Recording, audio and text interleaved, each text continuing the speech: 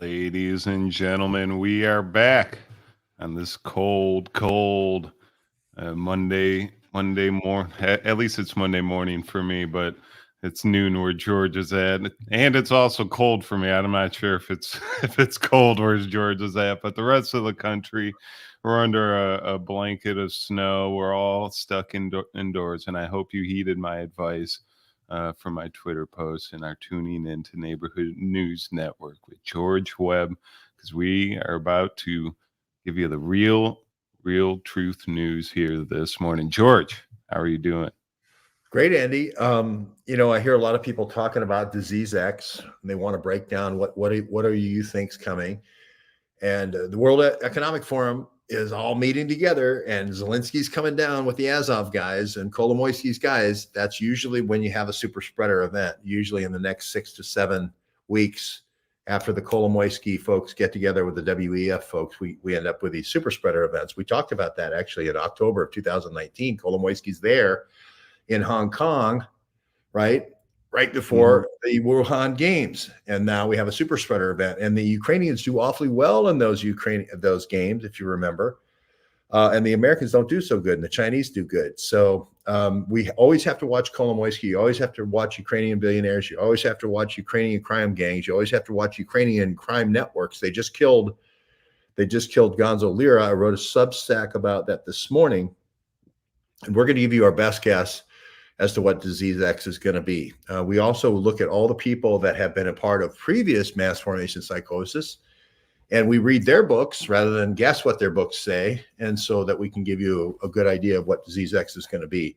The Osterholms and so forth, the people who were proteges of people like Josh Lederberg. So that's what we got this morning. Plus, we're going to review some of the stuff in the second hour that we've already done last week because people just don't believe it. Jeff Epstein built the Wuhan lab.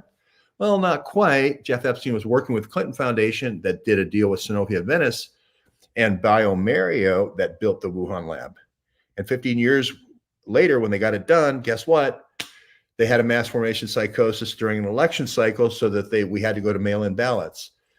We said last year, we said that if Trump wins in Iowa today, he wins in New Hampshire, he wins in Michigan, coming up at the end of February, if he wins in Nevada after that, if they don't perp walk him on March 4th, March 5th is 1/3 of all the votes for Super Tuesday. And if he sweeps Super Tuesday, he's going to be the candidate. The only other way to stop him at that point is a disease X. You have to do disease X. There's no choice but disease X to lock down and go to mail-in ballots. There's just no choice. So that's what we see in the future, and we'll talk about all those things today.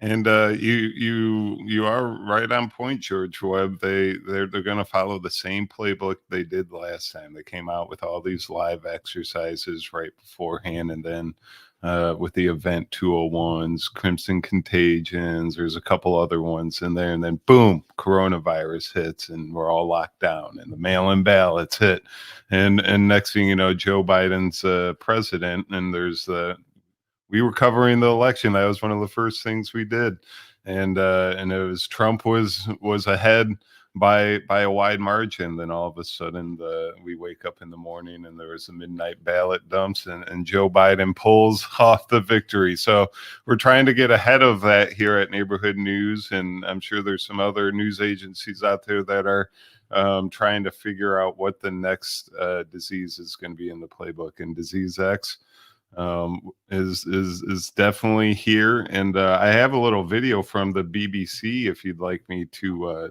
play it. I would like to play it, Andy. I just wanted to remind you, when we were on the Swing State studio, we had one foot in Ohio, the other foot was in Michigan. We would go back and forth between the two rooms between Ohio and Michigan. That's how closely we covered Swing State Studios, covered the swing states of Ohio and Michigan in the election. We went to all the Donald Trump events, the Eric Trump events, all the events of the Trump campaign in and around Ohio. We really had great coverage in 2020. The only thing that we think we did wrong, right, in the 2020 coverage was go to bed. Remember how we were staying up late until about 3 a.m, and the Trump line was still going like this. He was still breaking away more and more in every state, in every swing state. And the number one fear that we had, if you remember, is going to sleep. Mm-hmm. And I remember going over to my room in Toledo and, looking out on Lake Erie. I thought, they can't do it now. It's 3:00 in the morning. But we were talking about the TCF Center because the Mark Elias and the DNC, the same people I sued in 2017, were talking about the injustice at the TCF Center because people couldn't get to the TCF Center by midnight. They held the polls open until midnight. Normally they close at 7, I believe, in Michigan. And we felt like, they're going to keep that TCF Center open. And they kept it open for another 3 days. We had buses coming in, if you remember, from everywhere, and people registering to vote because they were wronged. And we kept the polls open, and that flipped Michigan for Joe Biden. And that happened in other states too. It happened in Arizona. It happened in a lot of Pennsylvania. It happened in a lot of key states. So we would be silly if we put that kind of time, energy, effort, money, resources, blood, sweat, and tears.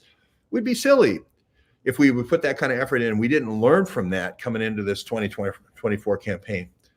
So you remember that? Mm-hmm. That's what this time around. That's something Aaron and I were actually talking about is maybe getting some representatives out there of neighborhood news studio and get some boots on the ground. And if there's some people out by Maricopa County, the TCF Center, down in Atlanta, out in Pennsylvania, and actually stay like broadcasting all night to make sure that everyone's doing their jobs like they're supposed to be doing. And we hope to accomplish that goal this time around, because there's definitely there's some extra monitoring needs to happen this time around. And if we have some video cameras monitoring the back doors, seeing if USPS is dropping off some ballots again, and there's some shady stuff going on, we need to be on top of it and aware of what's going on. Yeah, absolutely. Remember we sent Addie down there, and he was down there, and he was the only guy who wasn't afraid to go outside of and he had all the commentators from all MSM hiding in there like they were in like a foreign country as spies or something, with the little peephole cameras that they were shooting the TCF Center. And here's Addie walking all around talking to everybody. We had the best coverage. There, no one even doubts this, that we had the best coverage on the ground of actually things that were happening as they were happening. And so hopefully we'll be able to do that kind of coverage again here in Michigan and here in Ohio and then Pennsylvania. Those are the 3 biggies that we think, and Florida and Georgia. We'll have Florida and Georgia as well, but those are the 5 we're going to concentrate on, just because we can't be everywhere at once.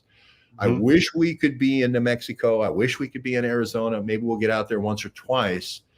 But if we cover Ohio, Michigan, Pennsylvania well, Georgia, Florida well, we'll get over to Wisconsin. That's also a swing. But if there's a steal that's coming, and I hate to use the word steal, but if there is a disease X coming, it's going to be in those 5 states. Yep. So if you, I guess we do have a little I don't want to say army, but because most of us are just a bunch of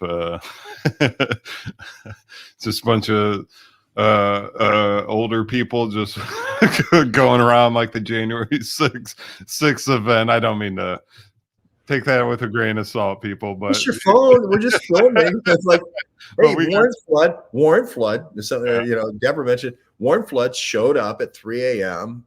with one of those Dan. What's this guy who owns the Red Wings?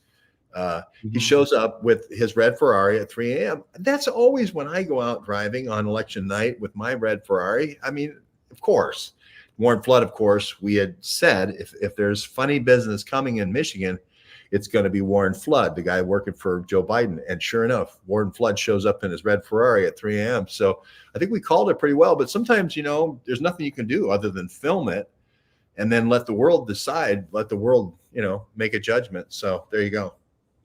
And you can actually, just to let you know, here, I'm pulling it up right now, George Webb. We can, if you want to, we could probably watch the video of us on election night a couple of years ago. Ohio, Pennsylvania. They haven't called Michigan yet for Trump. And I'm wondering why not? Why has Michigan not been called? Because only 47% of the vote is counted. Are you guys actually surprised that Biden has It's like this.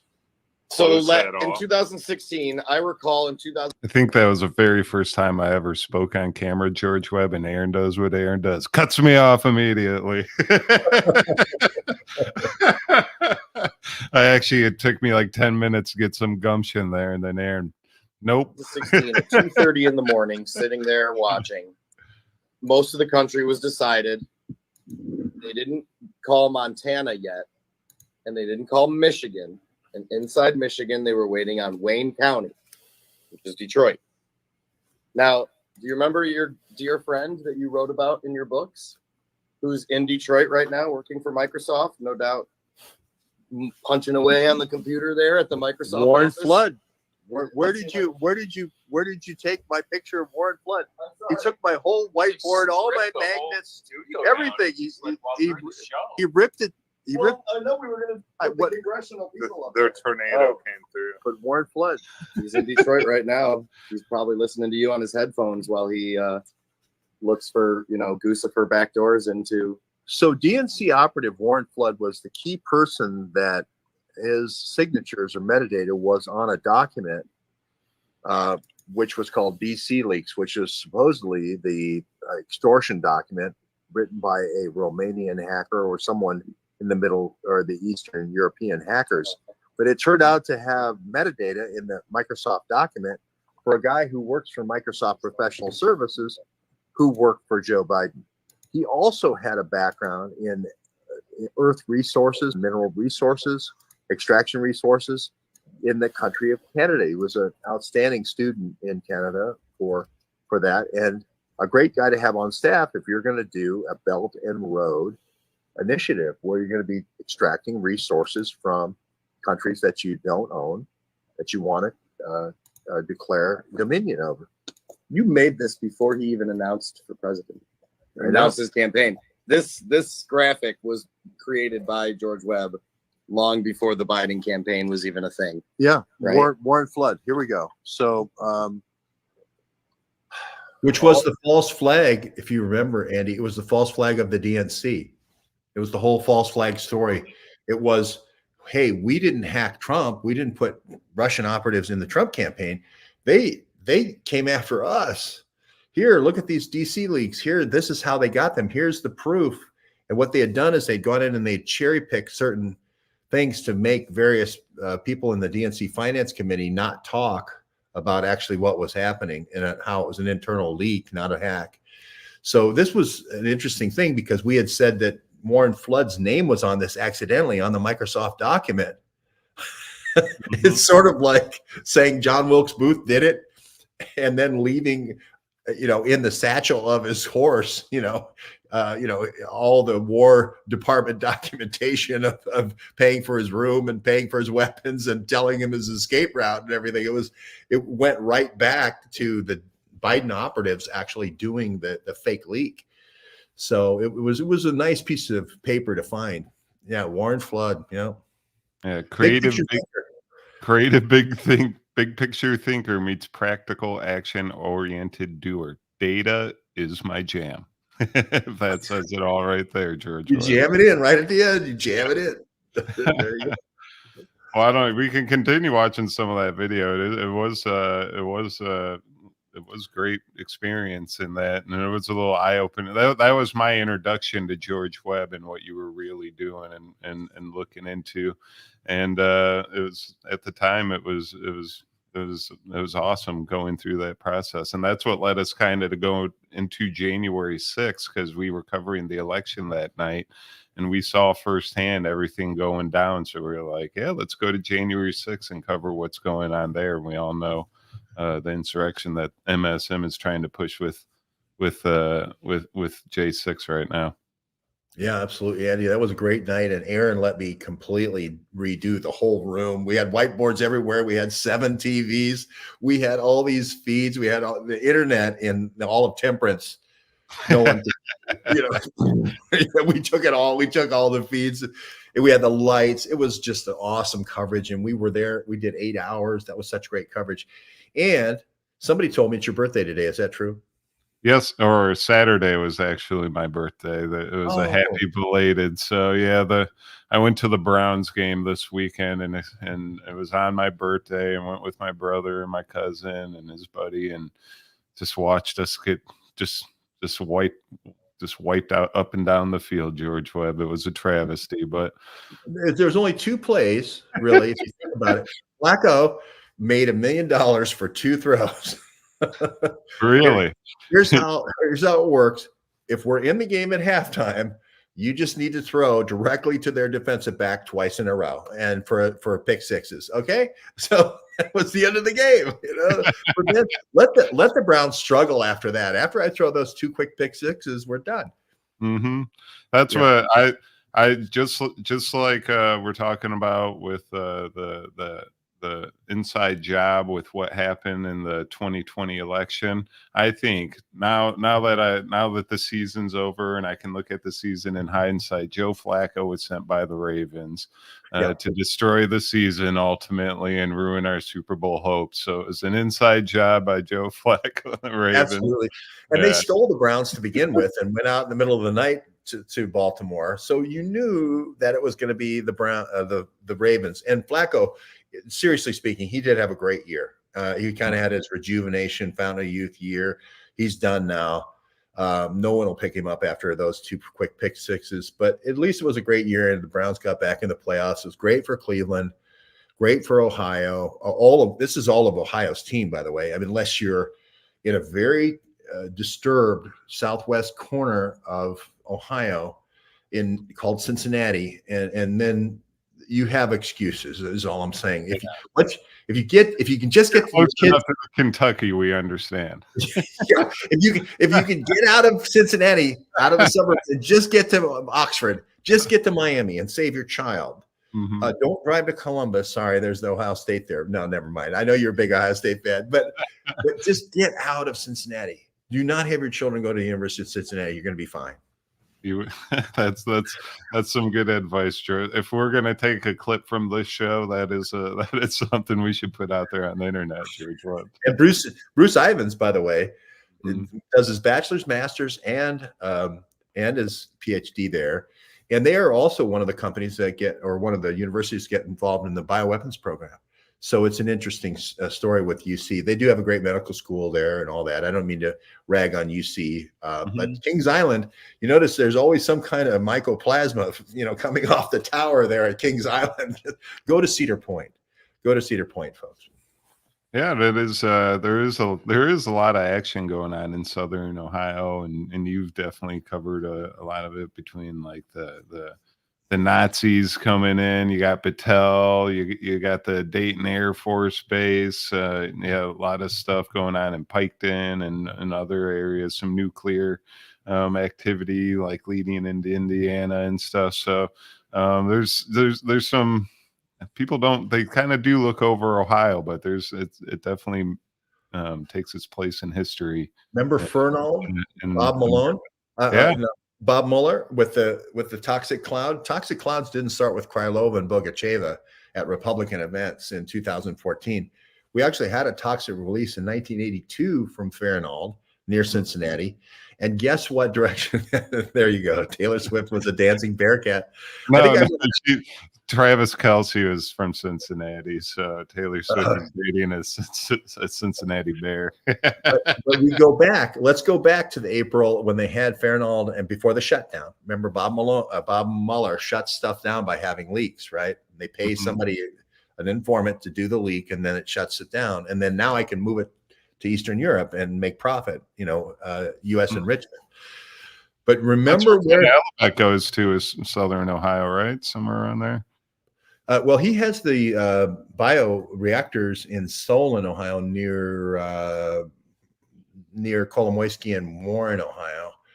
But I just want to trace back, and this is my excuse for not getting my master's and my PhD, is because I was right in line. If you look at the old toxic cloud maps, when Fernald went up in April of '82, I didn't graduate till June of 1982. I think I might have been in the Krylova by Bogacheva toxic cloud.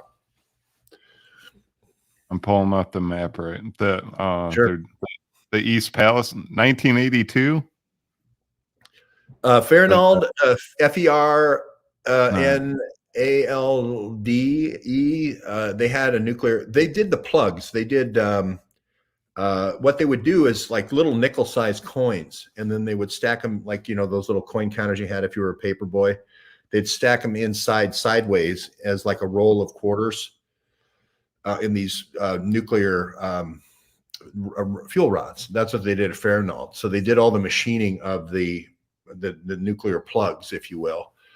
And then they had taken the enriched uranium directly from Piketon, and they would ship it over to Fernald. So this area has always been an area that if you wanted to take down American industry and then move it over to your friends in Ukraine, this would be an attack zone.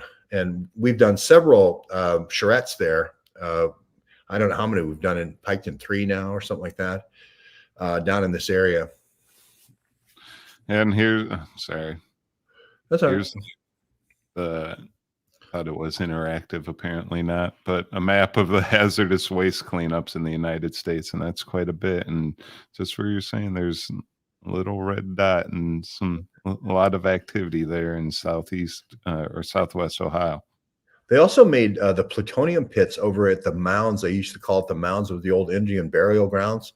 And it was funny how it wasn't Indian burial grounds until they made plutonium pits there. And then it became off limits. You can't go there anymore. And there you go. Hidden history, America's hidden history along the Ohio River, Aaron says. And there is a hidden history, a nuclear history here as well. It's also the basis of me starting in, really my first big go on the road. I mean, I'd gone to Washington, I'd gotten the Biden BlackBerry and all that, but this was, hey, go to the actual place where the uranium's supposed to be, and the people are saying it's not getting here. And this is starting to unwind the Ukrainians intercepting the nukes and bios and keeping it in Ukraine and then brokering out to all these different countries with the kickbacks going to the DNC. This is where all of it starts in Ohio. So I have a war, even though the FBI is tailing me on my way to go talk to the whistleblowers, it's still, for me, like Cy Hirsch tells me to go on the road, it's still very fond in my memories because I'm on the nuclear trail. I'm on the bioweapons trail. I'm going after Battelle. I'm going after Les Wexner. I'm going after Epstein and Rickenbacker Airport. I'm going after Southern Air Transport. I'm talking about Bitrakis, about Spook Air. This is a fun time for me in summer of 2017. And you were kind of leading into Ukrainians and some oligarchs and stuff. And I'm pretty sure you saw this on Twitter over the weekend. This is your buddy Igor. He's not your buddy, but he's your journalistic buddy, Igor Kolomoiskys, and is playing the Antonov. And if you look in this picture, there's a biolab, a bio container, and that they're delivering in Rwanda. So can you speak on that, Mr. Webb? Well, yeah, sure. Tim's one of our great researchers in Germany. He posts a lot in German and he posts a lot in English. So I wish I spoke better German. I wish I spoke some German, ein bisschen Deutsch, but he posts a lot of great things. But fortunately, he did post this in English. And if you look at Kolomoiskys and you look at Ratlines, right, and you say he's dealing in the old Soviet Union when they collapsed the takings, the war spoils from the old Cold War, and you're saying he's moving bios and he's moving nukes, you have to prove it. You can't just say it, right? We're looking right at it. It says biotater. Yep. Right. I mean, did I go out there? Hey, everybody, did I go out there and paint biotater on the Antonov 126, Kolomoiskys' biggest, freight plane ever? Did I go out there and paint biotater on there? No, I don't think so. And this is Kolomoiskys' thing. He's an airlift guy. And remember, Zelensky's father right now is partners with Kolomoiskys. Kolomoiskys put a guy from his network, his television network's called 1+1 in Kiev. He has a talent show, a talent comedy dance show, sort of like Simon Cowell does with America's Got Talent. Kolomoiskys had a Ukraine Got Talent. And he saw this guy in black latex doing these dances that are very suggestive for male-on-male sex. Let's just say it. And that Kolomoiskys snatches him out of the chorus line and says, "You're going to be a star of a comedy show on our network because I like how you look in black latex and I like how you hip jive." I'm just saying, that's just the facts, Jack. I mean, that's how Zelensky gets to be. That's how his father gets to be put in with all the oil and gas. Now, all these people coming at me from all different directions in Ukraine Watch, trying to, say that, Gonzo Lira wasn't murdered and all this stuff. Hey, look, anybody who knows the true history of how Zelensky got into fame, it was because Kolomoisky and Kolomoisky's big eyes for Zelensky and latex. Let's just call a spade a shovel. And Kolomoisky's got a long career in crime. He's got a long career not only in like petty crime, but at this highest level of brokering the spoils of the old Soviet Union, the bios and the nukes and the cyber hacking tools. Okay. So we can't kind of pretend that there's some high ground here morally for this war in Ukraine. It's really about an oligarch, a corrupt criminal oligarch, dealing in the old weapons of the Soviet Union, flying them all around in his Antonov 126. And he's put his little puppet boy, right, his chorus line puppet boy, comedy boy, in as president, as a puppet. And he's taking all the hundreds of billions that we send, and he's kicking back a lot of it to defense contractor friends of DNC, people who've put in investments into this little club that they have on Capitol Hill called the Humpty Dumpty Club, right, with Mark Epstein and Jeff Epstein and Adam Schiff and company. Now, this one here talks about how Zelensky traveled to Geneva 13 times. Again, this is for laundering money. We went to the actual diplomat club in Geneva, and we go right to the door and we knock on the door. It's in my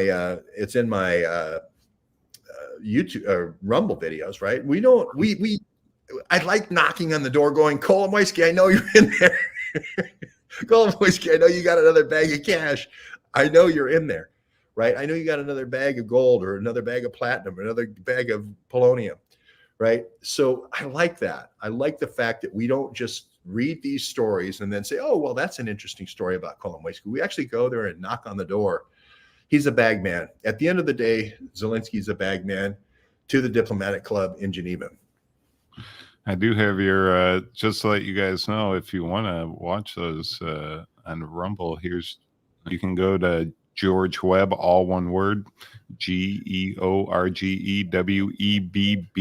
on Rumble, and you can find his channel and all those little you do nice edits of our long formatted videos and your Twitter videos, and you break it down in a nice way. So make sure you go check this out, and it gives you a nice little update on what George Webb is doing in an easy way to understand. Do you know which video it is here, George? If you go to the search bar, show them all that little magnifying glass. Show them, just hit in Geneva. Not the general search bar, but there another search bar to the right that they give you? No. Okay. That's what I was looking for too, and I wasn't sure, but I think if you scroll, if you go down to the videos, you'll get another search. You see that second bar? Oh no, give it a go. See what it says if you say Geneva. Because I went to the actual place where there it is. There we go. Is that all right? And we're looking at the American Diplomatic Club in Geneva. This was the key spot for the go-between, I believe, a guy by the name of Ed Flaherty, to the U.S. Congress for Kolomoisky here. Why Kolomoisky here in Geneva? Because you don't have extradition. You have speech and debate protection from the U.S. Congress. And he's rich, and he owns a lot of huge places around here. So Kolomoisky comes here. Zelensky comes here 13 times. Back and forth from Ukraine 13 times to Geneva. That shows you how much he's using this as a base of operations. The 6 servers that are missing in Congress, again, very suspicious timing. A guy is about ready to go to testify in front of the J6 committee, all of a sudden dies right before that. But the key is not really his death so much, other than using that as metadata for what were they going for in the Senate's Sergeant of Arms. What were they going for? What in this place, for instance, would a bank robber be going for, right? Well, you'd be looking at banks. You wouldn't be looking at restaurants. You wouldn't be looking at going and asking each person here. You would be going to the bank and see, do you have diamonds here? Do you have gold here? Do you have Kolomoiskys servers here? This is where the overthrows happen. You'll see this in my Substack. I talk about this. I talk about this connection to Sean Moran. His dad writes the energy plan, offshore drilling plan for Obama. Okay, Sean Moran writes the plan in the U.S. Congress for security of servers in the Congress. Sound like it's a little bit of a, wired game here, a stacked deck. So this is where they had the meetings. These little clubs. There's also a diplomatic club of Geneva. So this takes people back a ways, back to 2018 when we were looking into this stuff. But this is all to get the U.S. government, mainly, and the European community to pay for Kolomoiskys pipeline. This is all about the East Med pipeline. That's before the war, so it's good to see that. It's been a while since I recorded that. Yeah. That's hilarious. I show the article, show a video of George Webb. He's at the place talking about the news article practically. I don't know what came first, but I want a wheel. I just want a wheel, or a dart. You just throw a dart at the map, and I go, oh yeah, I think I've been there. Yeah, yeah. We should do that. We should have a dart game. Yeah.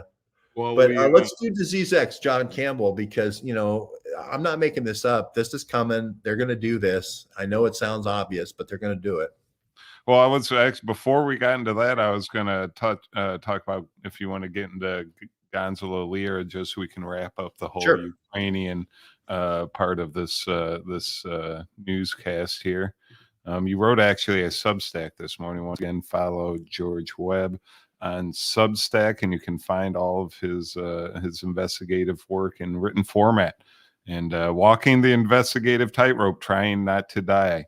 U.S. citizen Gonzalo Lira tortured to death in Ukrainian prison. Biden regime did nothing. Now, we've seen on the news them talk about the Evan Gorsuch in Russia all the time. They pointed to him constantly.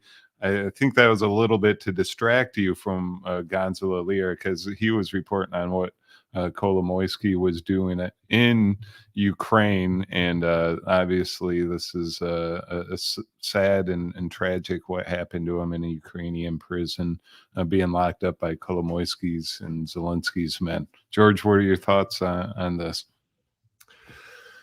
Well, it's very sad. I mean, I went there in the summer of 2022. I went to the border. He was supposedly dead. Scott Ritter, who was a UN investigator for Iraq, going back to the weapons of mass destruction, had said he'd been murdered. And so I kind of stopped, and I should have just kept going. But George Eliason, who's a great reporter in the Donbass, said if you come in without a press pass, you're going to be arrested, and you're going to just be in the same situation as Gonzo. So I waited at the border for a press pass. During the time I was waiting on the border, Gonzo was released. He was at home. This is his house in Kharkov. Here I am waiting in Reznow on the border. So then it was kind of like I didn't need to go anymore. He's alive, right? And so I did a show with him. And I just wanted to say,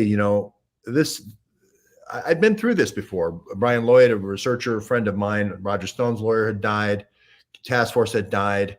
Kolomoiskys had been making jokes about doing MH17, how you could hack into the Russian artillery pieces that were being used by Yanukovych to actually down planes and make it look like the other guys shot the plane down, false flags. So he's saying MH17 is a trifle. Remember, that was all the folks going back to Holland. Mm-hmm. And this was the 2017, creating false flags in 2014 overthrow to get rid of Yanukovych. So we knew that he was going to do another one of these. And we talked about right here on the Potomac, we talked about how he was in Hong Kong in October doing super spreader events. What's Azov Brigade doing at the Hong Kong protests? Again, if you vector them, if you spread something, and now we vector them back in to China. And then Kolomoiskys is now working with Xi and crowd control. in using these technologies. We had 2 whistleblowers over at Fort Belvoir. One of them was Hillary Clinton's personal nurse all the way back in the White House, Brenda McDaniel. I don't really think she was the personal nurse with a top secret clearance at Fort Belvoir. I think she was a runner over to Fort Belvoir for their program, which is a DARPA program. It started in 1998. It started with Presidential Decision Directive 62. It was for using bioagents as a form of social control, not in the battlefield, but on Main Street. And she was the runner for this. And she was murdered in her front yard. The doctor Edward McDaniel, who was in charge of checking out the athletes and vaccinating the athletes before they went to Wuhan and the military games, where a lot of this technology was tried out and the live exercise starts. This is also where he was familiar with people when they came back and what antibodies that they had been infected with. So he's murdered in his front yard. So this goes all the way back, if you remember, Andy, way before I knew you, all the way back to 2017, right? So with aspiring in Congress, and there's one Ukrainian gal who's the interface named Natalia Sova. So I've been following this a long time. It's how you use bioagents for social control, either to keep people in power that you want in power, overthrow the people you don't want in power, knock down young military-age men with a died suddenly type weapon, do long COVID for a population in general, like a Trump deplorable crowd, or just a milder one to create mass formation psychosis to put in biosurveillance. All of those things are separate bioagents that you can use. But I did a show with Gonzo, and I encouraged him to come out. You can see the show. Zero Dark Tony. He did seem very, like he went through some psychological abuse while he was in like that Ukrainian prison. He was like slow, beaten up, just like mentally tortured almost. And you could tell he was not like himself at that point. And it's sad that he never actually got out. Well, my plan originally, and I was thinking about it still then, I remember talking to Simon about it, was to just go like a tourist, go to his house, just say, let's go eat. And then, hey, have you ever been on this train before? Let's take the train for 2 miles and then just take the train all the way to Lviv. Just go all the way out of the country and just say, this is my friend, and just leave. Put sunglasses on and big hat and just leave. I second guessed myself all weekend, and I got guilt pangs and the whole survivor guilt and everything. And I just decided to write this piece this morning to say, you know what, this is a war. This is an information war. We're fighting it, and there's going to be people that die, and we got to keep going.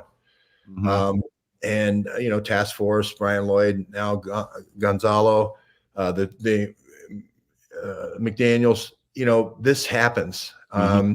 And I'm Gary Webb. There's, yeah, right. And you have to look at it that way. You have to look at it like, what's the good of everybody versus 1 or 2 or 3 or 4 or 5 people that go that and we got a whole world being locked down, and a lot of people dying, and a lot of people with the fentanyl overdose, and a lot of people with all these other things they died suddenly, and a lot of people with long-term inflammation and replacing their hips and all this super antigen stuff. And so that's the whole world. And at some point you have to you have to weigh on the side of the public right to know. And here, this is another thing that Tim Wohler did. Remember the Biden Blackberries? Yeah. Right.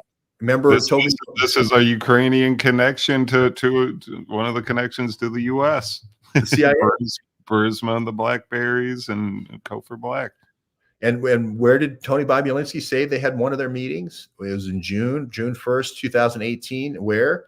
At the yacht club in Monaco. Who's Locheski of Burisma, and who are they adding to the board? CIA Director Cofer Black. Right? CIA Director Cofer Black. There it is, right there in the Monaco. So this is why, and this story gets coughed up because we had already put him in Monaco with the Blackberries in June of 2018. So they coughed this story up. Now somebody's got the upper hand on me now because they have the picture and I don't. But that's okay, because we're all in this together. We're all citizen journalists.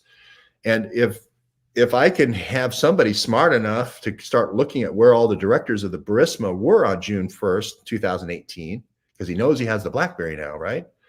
Then they're going to cough up the picture, and now we have the picture. So this kind of evidence, biotainer with Kolomoiskys, here's Hunter Biden at the yacht club with Zlochevsky and the CIA guys. It shows that they're using Hunter Biden as the fall guy, as the Lee Harvey Oswald in this CIA deal to get all this oil and gas in the Black Sea. It's just so obvious. Hunter Biden doesn't know oil and gas from his hole in his head, right? They're using him and using the president and they make him an officer in the Navy and give him a top secret clearance in Norfolk. Why? So that he can teach midshipmen at Annapolis how to sail the sailboats? No, because he's a runner. He's a runner under diplomatic security. And he knows as long as his father's president, this whole energy dealing with Ukraine and with China is not going to come out. It's going to be kept secret. And that's where we are today with the Hunter Biden defying the subpoenas from the Oversight Committee. And that's where we are today with people getting 1 million views for saying Hunter Biden is doing a Netflix documentary. And for the guy, that same guy pixelates the BlackBerry for 6 years. And he also pixelates the guy who's the fact witness that says that's the right BlackBerry for 6 years, even though he did another interview with another fact witness that said that those were the BlackBerries with the government markings. You can't make this stuff up. Our country is slipping through our fingers, and we have people worried about how many clicks they get, right? It's like, counting how many toothpicks there are left over from the banquet while the Russians are at the gate. What are we thinking? We have to start looking at this compelling evidence that's being produced, and it's just piling on now, and saying Hunter Biden needs to go. Nastya and Lashenko got divorced. Oh, that's interesting. We have to keep looking at this data. What Dave is referring to there is Lashenko was the guy who came up with the Black Ledger. The Black Ledger, you remember, was a part of the 2016 campaign, which was supposed to be all the dirty tricks that Yanushchenko did with Paul Manafort. Paul Manafort was put in there as a CIA guy. Paul Manafort was reporting back to Podesta. This information wasn't going to Trump. It was going to Podesta. Podesta and Manafort had a company together. I knew a guy who had a business. Yeah, the Black Ledger. Now, Lashenko with the Black Ledger, okay, and then wind the clock back to March 2020. Donnie O'Sullivan asking me about Benny Benassi, and I'm like, well, his top DJ, Nastya, is married to the guy who did the Black Ledger. Donnie, what would you think? Right? Bring up Nastya. She's the poster girl for Crimea. Donnie, put yourself in my position, a real reporter, right? Pretend for a second that you're a real reporter. You're covering a thing where somebody says Betty Benassi, and then I don't think that's Nastya. That's not Nastya DJ. Put Nastya DJ Benassi. And we just did one. And again, all this is happening real time. People are mentioning this real time, and they're saying, "Hey, have you ever seen this Nastya?" There she is, the first video right there, Andy. Oh, sorry.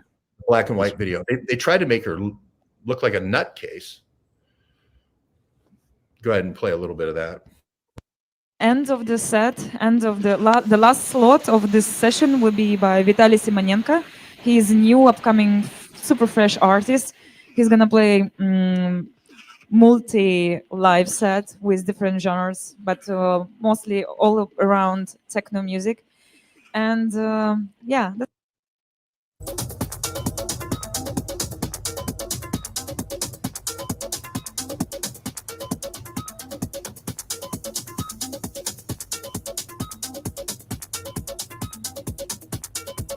Here, George Webb, I'll turn it down and you can talk over it. Yeah. So my point is, Andy, is like somebody gives me a lead. We're filming this real time, right?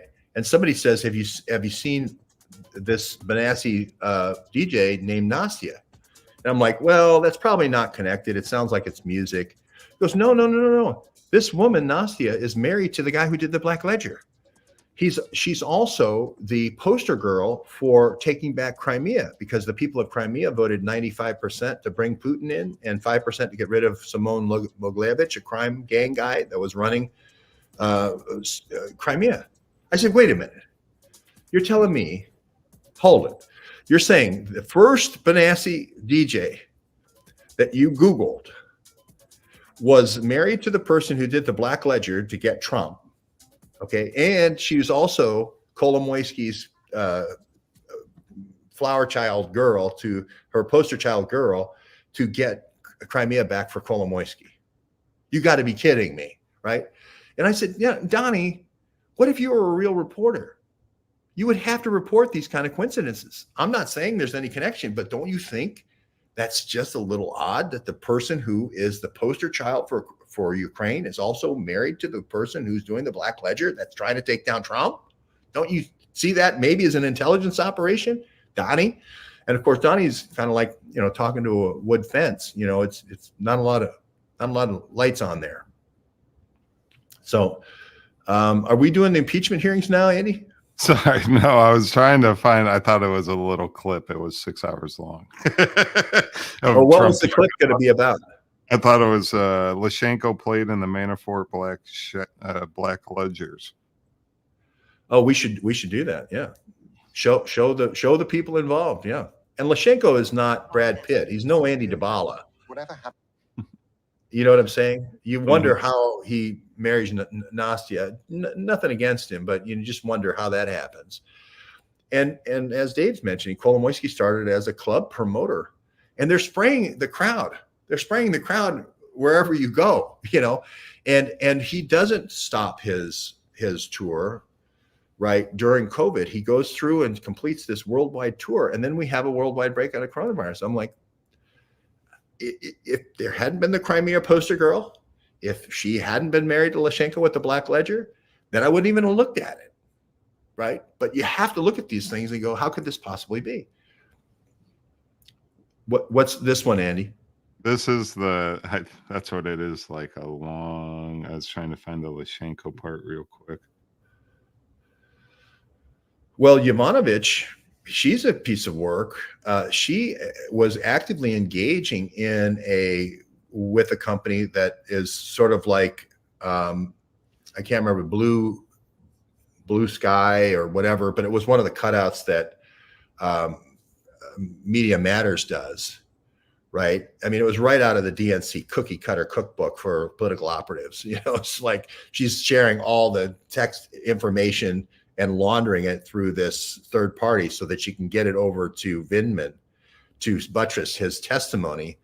And remember, Vindman is a guy who's working over in the Eisenhower building, and he's supposed to be helping the president with understanding what the translators are saying and so forth. And he's supposed to be helping the president make a decision about whether he can release these weapons to Ukraine. And it's completely the opposite. Everybody that's being employed in the White House and the State Department is working against him in a conspiracy to try to undermine Trump in both of the impeachments. This is what I'm saying. Kolomoisky isn't just like Mogilevich was into the drugs, and he was into the prostitution, he was into the sex and all this, and the political corruption and the mining. But where Kolomoisky took it to a new level was political interference, cyber hacking, bios, nukes. He's much more sophisticated than Mogilevich was.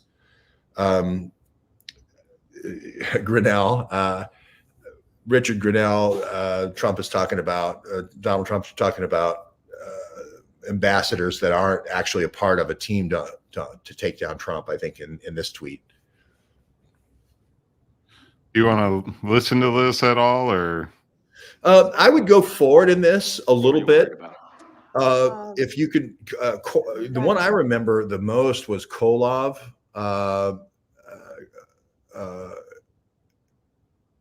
Okay, yeah, just give me the Jim Jordan questioning here. Here we go.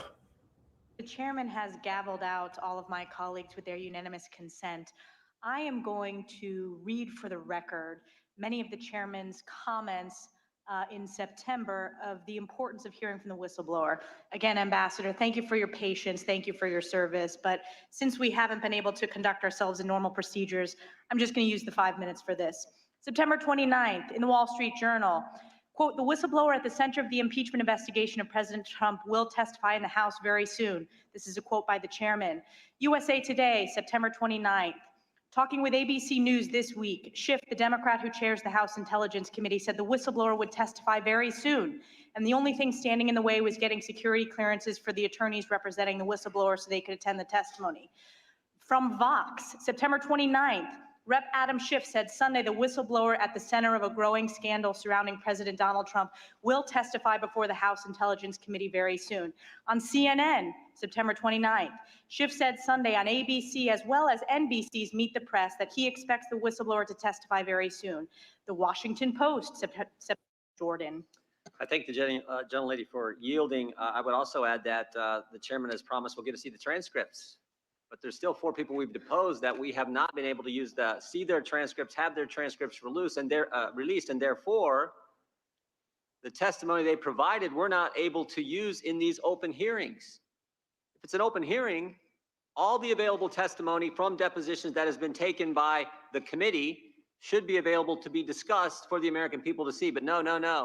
Mr. Morris and Mr. Hale and 2 other, Ms. Williams, 2 others have, and another one have not yet been released. So I hope the chairman releases that. One other point I would make in the last minute of Ms. Stefanik's time. The Democrats have asserted that this whole thing with Ambassador Yovanovitch was part of some sinister scheme by the White House to get Mr. Zelensky to do an investigation, President Zelensky to do an investigation. If recalling Ambassador Yovanovitch was part of some scheme by Trump and Pompeo and Giuliani to get President Zelensky to do an investigation, why would they replace her with the Democrats' first witness, their star witness, Bill Taylor? I mean, if that's the plan, not the best plan I've ever seen put together. Their star witness, their first witness, Mr. Taylor, was here Wednesday. That's what they were up to? I think it just demonstrates that is not what went on here. Mr. Zelensky never undertook any investigations. And the reason the aid was released, as we discussed on Wednesday, was because Vice President Pence, Ambassador Bolton, and U.S. senators all talked with President Zelensky, and they were convinced he was the real deal, as the ambassador has alluded to in her testimony. That's why the money was released. That I yield back. Yeah, it's hard to believe that they're now talking about impeachments being used politically. The Democrats are now saying, impeachment has been cheapened. The bar has been lowered so much that now impeachments are political. They did 2. They tried to do a 3rd one. I see that. I was gonna say, and that kind of brings us to Disease X, because they were going through all these impeachment trials with Trump. They were just trying to get rid of the guy in any way they possibly could, and they couldn't do it. So what did they do? They released the coronavirus on the world and changed history forever. And now we got the Davos World Economic Forum coming up, and they're going to be talking about Disease X with Tedros from the WHO and some other experts, and we have a feeling that they're going to be using the same playbook, George Webb. And I got a little video from the BBC here, but you want to set up the Disease X real quick? Well, I think you're right, Andy. It's a political tool. I think that's the big thing. I do want to do a quick shout out to Cindy. I did go to the simulation center yesterday. We'll play that video a little bit later after Disease X, but I go to Cubic. I go to where David Hogg's dad did all the simulations. I go to where David Hogg did all the simulations. We're going to go and do the simulations at Cubic in Orlando, but we'll do it after Disease X. Now, the question I ask at Cubic when I'm over there at Lados and the Navy Warfare Center there, the simulation center, is I said, do they practice these things too? Is Disease X currently being practiced right now as we speak and tabletop exercised over there at the Naval Warfare Center in Orlando right now? That's the question I asked. Here we go. Do you want me to play your video from no, let's play this first. Let's set up a Disease X so that people know that this isn't something I thought about. This is They're saying, Klaus Schwab saying you're going to have disease X. And you know what he also says is, we don't know exactly what it's going to be, but we know it's out there and we know it's coming. Yeah, it's just the wander disease. The government has unveiled a new vaccine research facility where scientists are working to prevent future pandemics. It's located at Porton Down, a high-security research facility best known for its work on chemical warfare. Experts are preparing for what is known as Disease X, or the next pandemic virus. Our health correspondent Dominic Hughes was given rare access to the facility. The delicate task of protecting the nation's health. This is one of the laboratories at Porton Down where scientists are analysing current threats, new variants of COVID, for example, and trying to identify new ones.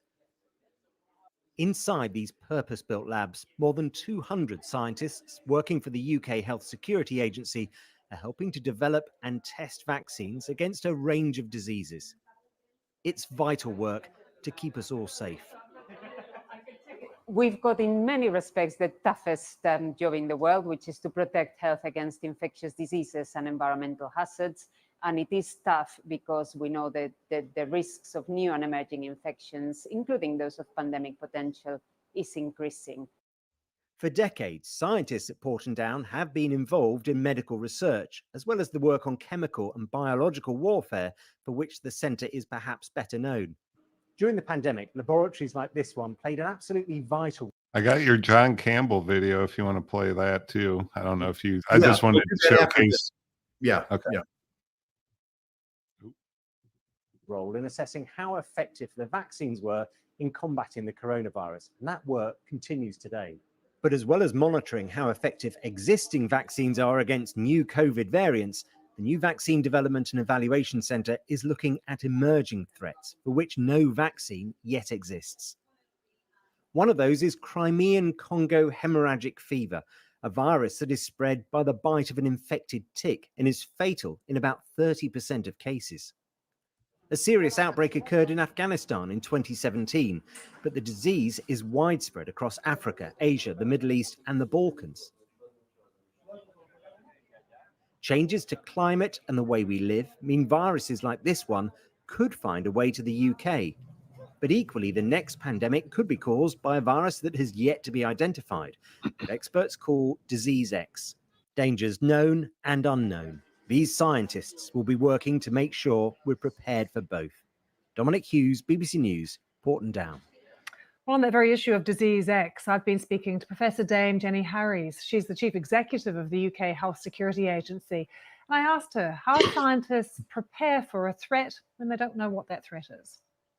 So that is the challenge, which I think you heard our Chief Scientific Officer, Professor Isabel Oliver, describe. But there are a number of steps that we can take. We can be better prepared in terms of surveillance, and we're doing that work separately. But what we do in the UKHSA labs at Porton Down, which is separate, I might say, from the Ministry of Defence facilities for chemical warfare, is get ourselves ready both to isolate the new pathogens, to develop assays so that we can test them accurately, and to work with other partners, with academics and with pharmaceutical companies to test out prototypes for vaccines and then be ready to evaluate them. And the really exciting thing about the legacy from the pandemic is we now have 2,800 square meters of laboratory space we didn't have before, and we're using that as part of our new strategy to ensure we're as best prepared as we can be for new pathogens and some existing ones. What would you say is the most important lesson that was learned from the pandemic?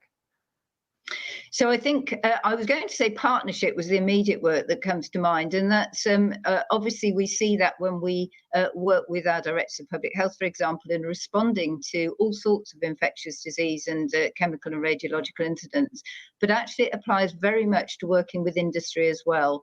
The Vaccine Task Force was the group which originally supported this investment in laboratory space at Porton Down at the UKHSA site there, and it is that continuing work which we are planning to continue going forward so that we are ready working together as soon as a pathogen appears, and actually obviously beforehand, so we're prepping as fast as we can. There is that target of being able to deploy hopefully a vaccine within 100 days of the threat being identified.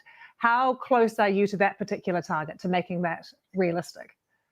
So that is an ambition. So to get from an identified pathogen to a vaccine and to therapeutics within 100 days. I mean, to put it in context, that's about a third of the time that it took us to get a COVID vaccine into people's arms. And that was an outstanding record. Usually it takes about 5 to 10 years for a new vaccine to come through. So it is a really challenging ambition, and it won't work for all viruses and bacteria. Some are different shapes, some are more difficult to incorporate quickly.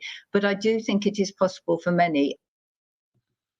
All right, George Webb, and that's the UK prepping for Disease X, and if you don't think the US is, here is a bill that was passed on June 5th, 2023, and then it's to establish a program at BARDA for developing medical countermeasures for viral threats with pandemic potential. And it says this act may be cited as the Disease X Act of 2023. So we're already working on it here in the US as well, George Webb. Yeah, that's a very good point, Andy. And my point here is not to argue the science too much, other than just watch what the political bodies are doing, watch what the CIA and intelligence agencies are doing through their humanitarian fronts, like the WEF, and watch what MI6 is doing to anticipate what's coming.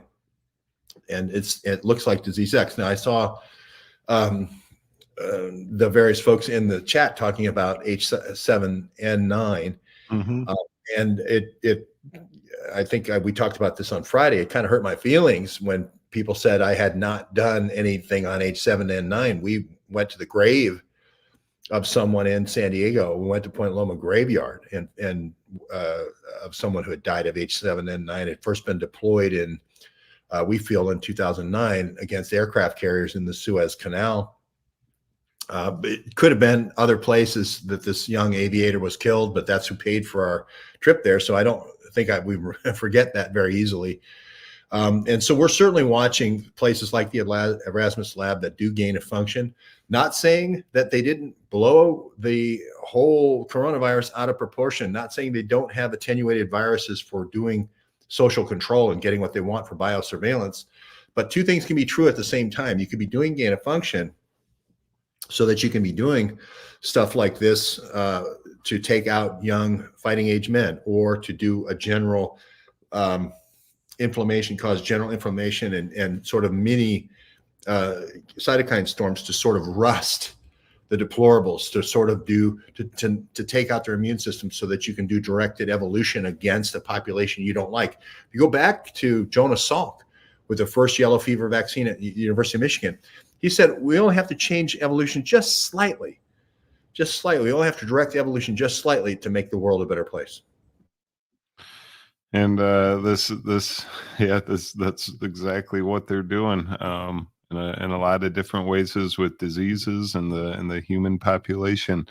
And we got the UK working on it. We have the US working on Disease X, and it all starts from here, as we've kind of are starting to figure out, because the World Economic Forum has their fingerprints all over world governments around the world, with representatives, young global leaders, which we've all seen the videos of Klaus Schwab bragging about. But Disease X, this is how we should prepare for the next big virus. And if you Google Disease X and DARPA, DARPA articles cite the World Economic Forum saying that the WEF tells us we need to worry about it. So DARPA's dumping resources into this as well. And do you want me to play that John Campbell video? I do. I want you to go to about the 6-minute mark, though. And Dave mentions that one of Virginia Benassi of the SAGE group, the really super smarties at the WHO, the SAGE group, Jeremy Farrar and crew, the secretariat, the NATO secretariat in the WHO, that Disease X was one of the top 5. If Disease X is in your top 5, in Virginia Benassi's top 5, plan on it, bet on it. That's like having the, yesterday's racing form with the results, and you can go back in time and bet on it. Bet on Disease X happening. Let's go to about the 6-minute. Well, maybe it's already shortened. I was just pulling up before that. I was just what you were just talking about. Here's the World Health Organization. And yeah, they list disease, the SARS, Nipah, viral diseases, Rift Valley fever, Zika, and Disease X are all on the WHO's list. So you're right on point with the Benassi's and what's going to happen here soon. But Virginia here, Benassi. Virginia Not Benassi. Virginia Benassi. Yeah. So here's a video of Dr. John Campbell. You want me to? The video is only 6 minutes long. You want me I to think start? this may be already edited to where he starts talking about disease X, but I would go to just start it up and I'll tell you where we are. Now, I want to talk now about disease X, which is on this website here.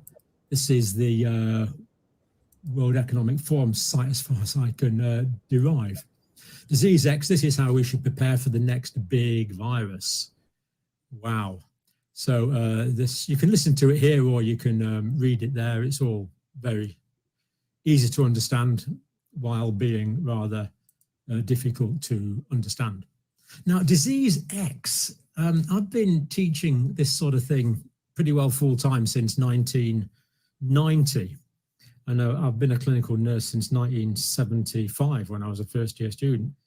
And I'd never heard of this disease X. So I looked at some of my books because when I wrote my book, I couldn't remember putting it in. So it wasn't in there, but I could easily miss it, couldn't I? So I did check in Rubin's pathology. These are the definitive texts. Couldn't see it in there either. So I checked in Guyton and Hall, superb physiology book, not in there either. Porth's pathophysiology, not in there either. It's a fairly thick book. You think it could be in there somewhere. You get the idea, not in that one. Can hardly pick this one up. Pathophysiology. All these standard textbooks, not in there. So it must be a new disease. Can't say I like the sound of a new disease. We've had a new disease already, haven't we? Anyway, this is just, I want to give you some highlights from the Radio Davos talk. Disease X is looming.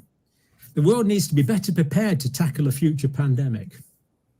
And you'll see here that the text is from the World Economic Forum site. They go on to say, by mapping viruses with the potential to become the next disease X, the global health community and governments, governments can be more responsive the next time a pandemic looms. Looks like they're anticipating another pandemic here. Global collaboration and adequate funding are needed to improve pandemic preparedness and ensure fast action to keep a viral outbreak at bay. It says you can get a long way being able to produce something. Not quite sure what's being produced, but you can produce something or other that will target a novel virus before that virus even emerges. I assume here they're referring to repurposed drugs, which could be rolled out very quickly and very cheaply and may be efficacious against a range of conditions. Maybe that's what they mean. But anyway, they're going to produce something. Can't read too much into that. All they say is something. Could even mean a vaccine. I don't know, whatever they mean there. Anyway, that will target a novel virus before that virus even emerges. It's a virus we don't know. We're targeting something we don't know, but we know we're going to be right. Do we? But we do know it's out there. Now, unfortunately, much to my annoyance and your annoyance, I felt compelled to delete yesterday's video. My apologies. The trick is to live to fight another day. That's what we aim for. But the video I was doing yesterday was examining a particular virus that was experimentally used to infect mice, caused a disease of the brain. And at the end of the study, none of the mice at the end of the study were alive anymore. None of them were alive anymore. because a certain event had happened to them that made them not alive. And that virus, my understanding from reading of the paper, was it evolved in cell cultures in a laboratory. So as a result of going through cell cultures in a laboratory, the function of the virus had been increased. It would appear it became a more functional virus. There was a function, and there was potentially an increase, maybe even a gain. Anyway, but we know it's out there. So they know it's out there. Obviously, they don't know a precise geographical location, but they know it's out there. And we know it has the potential to spill over from animal populations potentially into humans. Well, yeah, there can be natural spillover events, of course. There can also be other origins of viruses, perhaps mutate or adapt itself and then begin spreading and killing people faster than we can contain it. Carrying out research and vaccine development, carrying out research and vaccine development for known viral families could impact humans, of which there are 25 viral families, they're saying, would give humanity a decided advantage over the next disease X. So who knows, maybe the World Economic Forum will be good enough to develop a vaccine for us great unwashed, so it's all ready for us. I'll leave it with you. Read the article for yourself. It's all there. Well, I love his English understated humor. It's awesome. Radio, Davos. It is great. That little scene where he's just like going through everything is awesome. Quite concerning, really. A disease X. Now, I do want to say one thing. I think it's a rather easy. It's coming. Go ahead. It's coming. It's coming. I think it's very easy, actually, to predict where it's going to happen.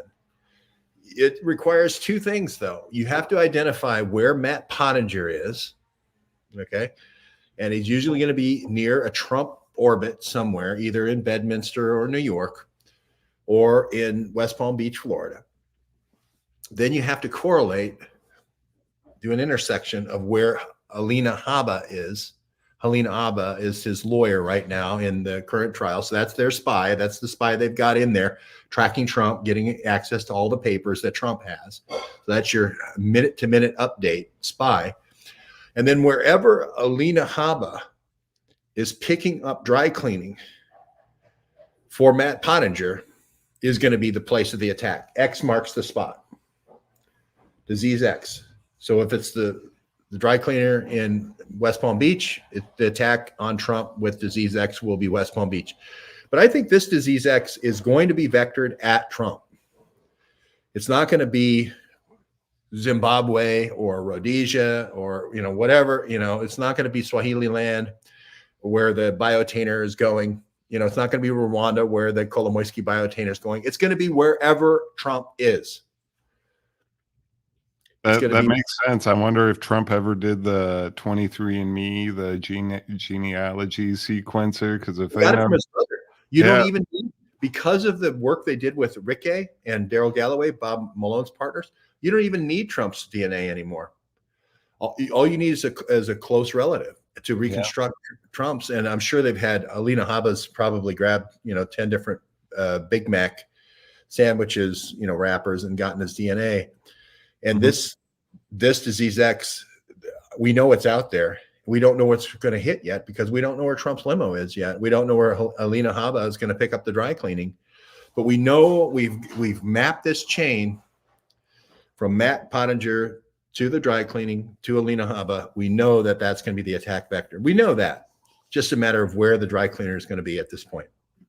And here's actually a paper from everyone's favorite bat lady doctor, Xing Li, that was written in February 14th, 2020. The first disease X is caused by a highly transmissible acute respiratory syndrome coronavirus. So That's Xi Jinping and Wuhan lab already trying to figure out what the next disease X is going to be, and they've actually have continued their work on the coronavirus. And this is a continuation of that. It's funny you mention the Chinese, because one of the interesting things, the H, and there's the N, there's the H, and then there's the N. There's the H1N1, and then there's the H5N1, right? But then there's the H7N9. And what that refers to is the proportion of spikes that's on the influenza virus. And the reason why it makes sense to do H7N9 is most of the world has been focused on H1N1 for universal flu vaccines, Tamaulifanis, Sanofi Aventis, H1N1, or H5N1. Not so much on H7N9. And the proportionality of neuraminidase, there's two things. There's hemagglutinin and there's neuraminidase. There's a higher proportion of neuraminidase. They're not as many. There you go. There's not as many.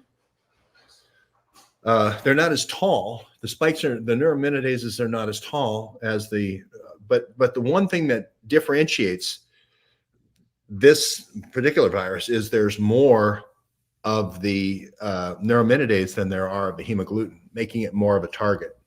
So isn't it, if I remember correctly, like the big spikes, those are the ones that kind of like grab a hold of the cell, and the smaller ones, the S1 subunits, that's the one that does like the infecting, right?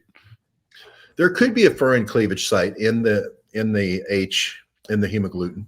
That would make sense, an S1 and S2 subunit like there was in coronavirus. But as you're mentioning, Andy, there could be that the neuraminidase is the secondary suction cup, if you will. Mm-hmm. I just think, hemagglutin's been around since the 1930s. They didn't really discover or, do an X-ray crystallography picture of neuraminidase until the 80s. So, to me, if you're trying to get new and novel and you're trying to patent something, you're trying to get billions of dollars, I would go with something that I know more about than anybody else, and that's neuraminidase and the lock and key mechanism for neuraminidase. I could be totally wrong, but that's why I lean toward H7N9, and it's the least known. And I know that they were trying it on this aircraft carrier going through the Suez Canal. I know we had a breakout in China in 2013, and the Chinese have been working on it. It's what's in the cabinet that we know Michael Callahan and DARPA have been working on, but we haven't brought it out of the cabinet yet. That's why we know it's coming. We know DARPA Adept, DARPA Predict, we know we've had a 20-year program. So we know it's coming. We just don't know where Matt Pottinger and Alina Habba are going to have their dry cleaning vector. We know it's coming. It's going to be China. It's going to, again, be this USAID Predict union with China. Yep, and here's DARPA already recommending that we work on disease X as well. So we're hovering over what's gonna go down if they can't if the perp walk doesn't help, if they're probably gonna try and do another try to hearing, or I don't know, if a pre-impeachment trial, whatever they're gonna try and do to Donald Trump, if that doesn't work. If you were president, we're gonna impeach. Yeah. Well, that's the thing. You are right. It is almost like disease X is like X marks the spot. That's the target. We're going to go after Trump, like personally with this one. Like there's no way he doesn't get sick, and there's no way he doesn't like have some type of debilitations from this next disease. Even if it only kills one person, as long as you believe disease X did it and he wasn't assassinated, disease X has done its job. There may be a few other people that get sick from it. Maybe let's get, a couple thousand people that are sick from disease X, as long as they target Trump. And again, watch Alina Habba, watch the dry cleaners. But it's going to be somebody like that that's in his orbit that vectors. Everybody knows Matt Pottinger did the last one. Everybody knows the Stan Pottinger relationship. We've talked about his relationship with the Final Solution virus with Henry Kissinger. So everybody knows about that one. The Trump security people know that, hey, keep Matt Pottinger out of here. That's box office poison, right? But I don't think they know about Habba. I just saw her at the last Trump event in New York when he was looking at immunity for the insurrection thing. I don't think he realizes the Habba backdoor yet. Yeah, trying to pull up a picture of her real quick. Elena Habba, American lawyer, managing partner of Habba, Madeo and Associates from New Jersey. Habba is currently representing former U.S. President Donald Trump, and you're right, he doesn't recognize it yet. Well, and he does kind of have a weak spot for the pretty girls, and so she's the front man now, and it's amazing when front woman, when she was doing the announcement, the way she did it, it's so that the press could easily parse it. And she said, "This prosecutor has tried," Dr. Jack Ruby, this prosecutor has tried to show, and then big pause, Donald Trump is a fraudster. And that's not true. I mean, she made it easy for any editor just to go, Donald Trump is a fraudster, right? And cut that piece out, right? With Trump standing behind her. You could just see this pause was like, the guns falling silent on November 11th at the end of World War I. I mean, it was like this incredible silence. I mean, who talks in sentences like that? She was saying, okay, all you film snippers, here's where you cut it right here so that you can say Donald Trump's a fraudster.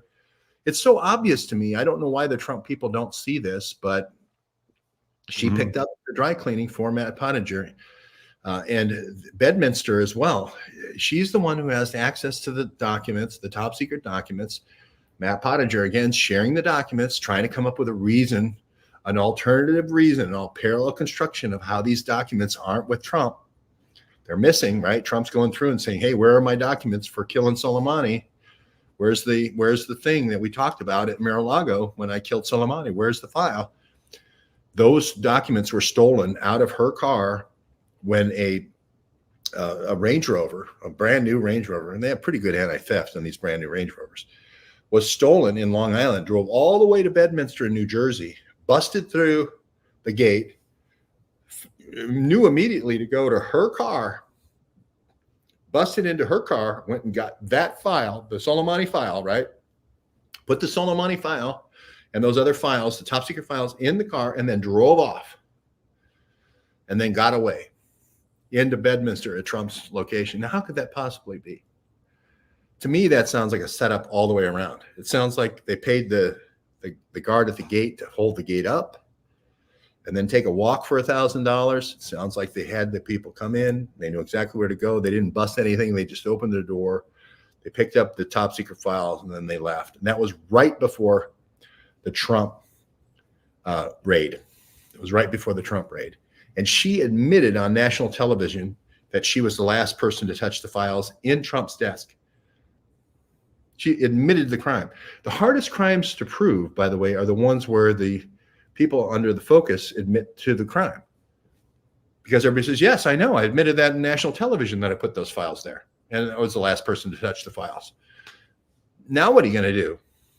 So I'm not going to do anything. I'm going to just go by her own words where she said she put those files there. She planted the documents.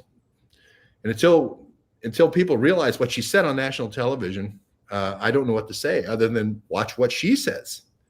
I was the last person to touch the top secret files in Trump's office. And you're the last person to touch Matt Pottinger's dry cleaning in West Palm Beach. Yep. Trump lawyer contradicts claims secret papers were declassified before correcting herself in latest gas. So she might have been the one that told them that they were declassified as well. Play this, Andy. And people say I'm making this up. I'm not making it up. She says she was the last person to put them there, and make sure that they're not declassified. Make sure you tell everybody they're top secrets so that we can move this case forward. The whole case depends on her testimony right here. Watch what she says. They're trying to obviously now, knowing what you just said, conflate this idea that you were looking for potentially handling classified documents. So if you weren't looking for them and that's not what you're handling, then that seems that would be a moot issue as well. Yes, it's a very moot issue. Sorry, guys. We're going to have to move on to the next story. I'm not, I don't have clearance to touch or go through classified documents. You actually have to have clearance to do that if they're classified. These were declassified, is my understanding. But again, I'm not the attorney that was handling this, haven't been. I don't plan on being. There are a team of attorneys that were in Florida today that are dealing with this and have been on this matter since their first reach out with NARA, and then some additional attorneys have been joined that team. But no, my search was for the Attorney General in New York and had nothing to do with classified documents and NARA at all. My search was for the Attorney General in New York. Snap your W-2 and file your taxes 100% free. It won't Roughly go away. 37%. There we go. My search was for the Attorney General in New York. I wasn't searching to try to entrap Donald Trump. My search was for the Attorney General in New York. She said it right there. Boom, that's the case. So, I hope the Trump case in this, the classified file, would notice how it got switched out of Florida and then moved to New York as well.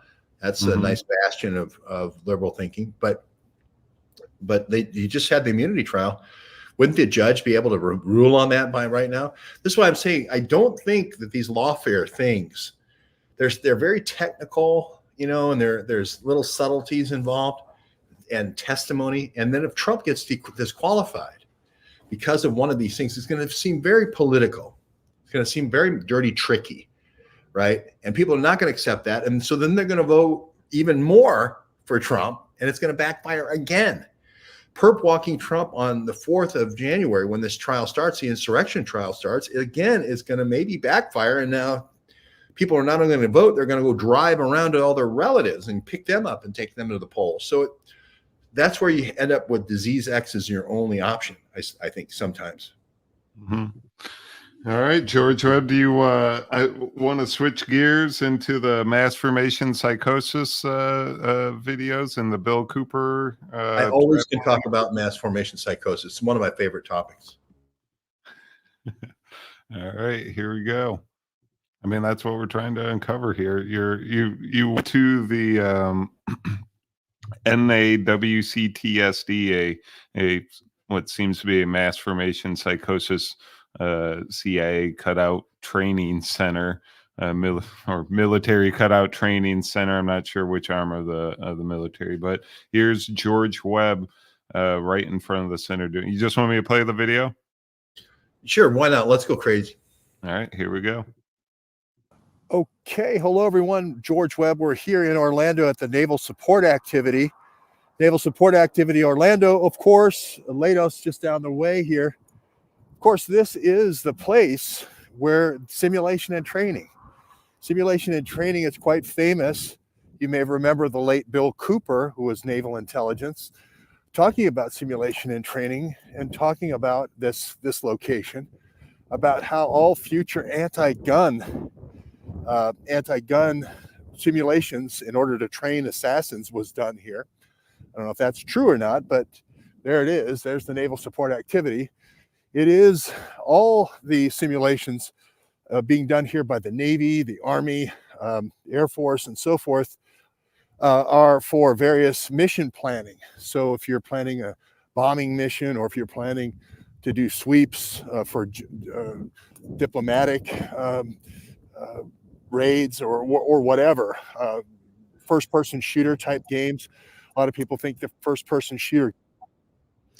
This is on a road called Science Drive, and Lados is on there. Cubic, which is the Kevin Hogg's dad. Kevin Hogg and David Hogg, his son, who, it's always fun. David Hogg, the simulation center must have also a bicycle ride, right? Because David Hogg is always riding his bicycle in front of a school where there's a mass shooting. If you ever noticed, it must be in the simulation where, like they have those Tour de France things where, you go around and you say, it must be the same thing where it's like, okay. He's practicing sprayer techniques from Wuhan. He's always on a bicycle. He never goes to school, but he always just happens to be passing the school where the mass shooting is. It's not that he's rehearsed it thousands and thousands and thousands of times, but it seems like it. It just seems like it. So we'll go back to the video.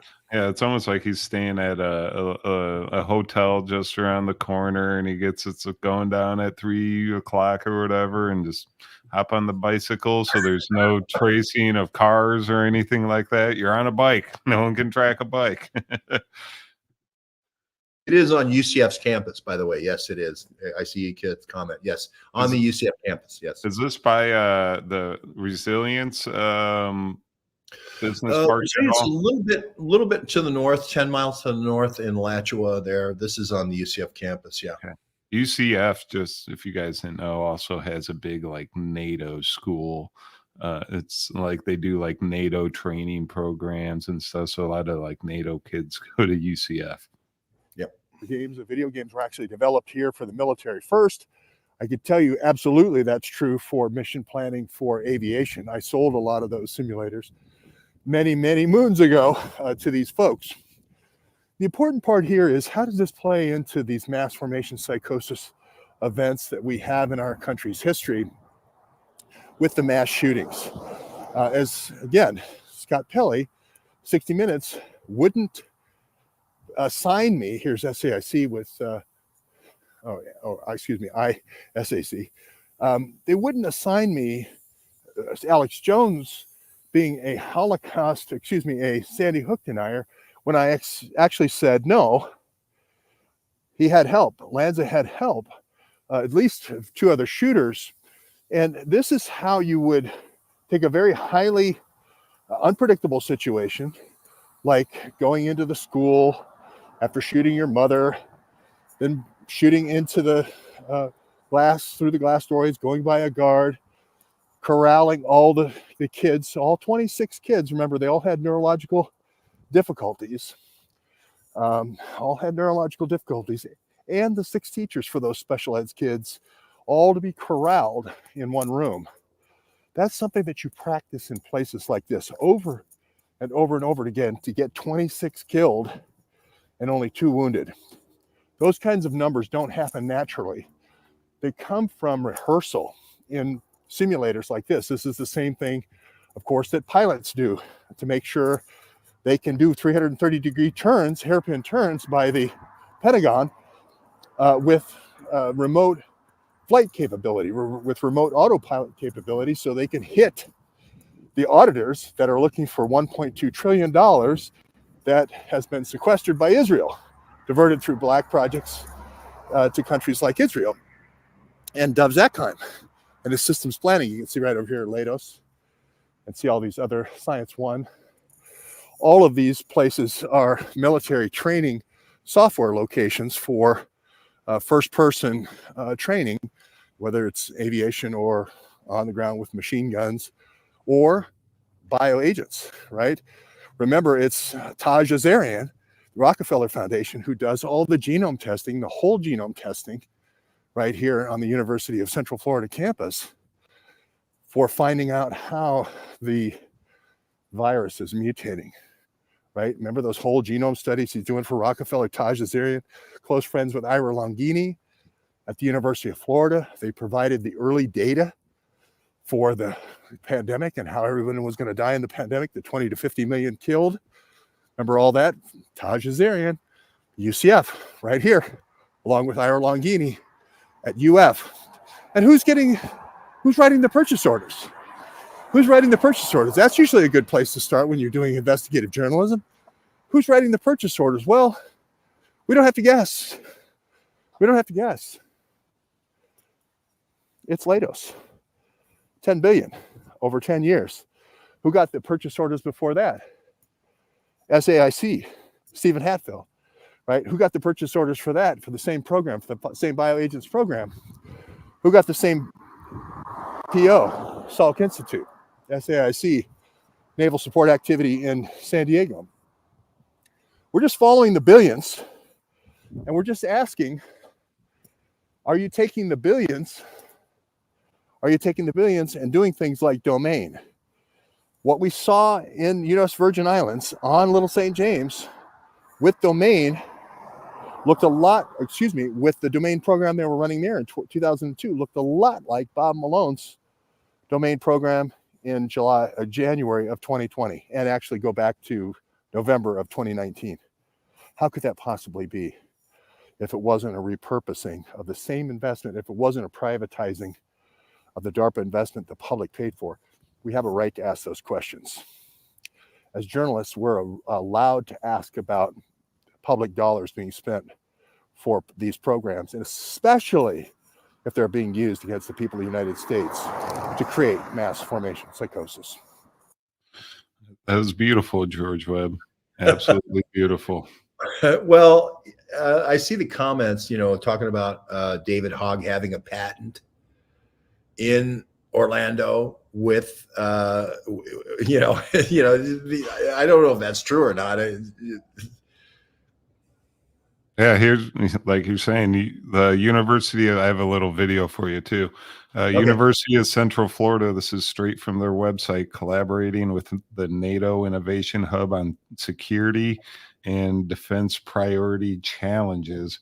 And they have here, I got the next one. They have You see where it said NATO Act, and I can't remember the book I wrote in 2020, but I said NATO Act is an act so that with NATO bringing money we sent to NATO now to be used against the people of the United States, and it is the warfare plan of NATO against the people of the United States, both low intensity and high intensity.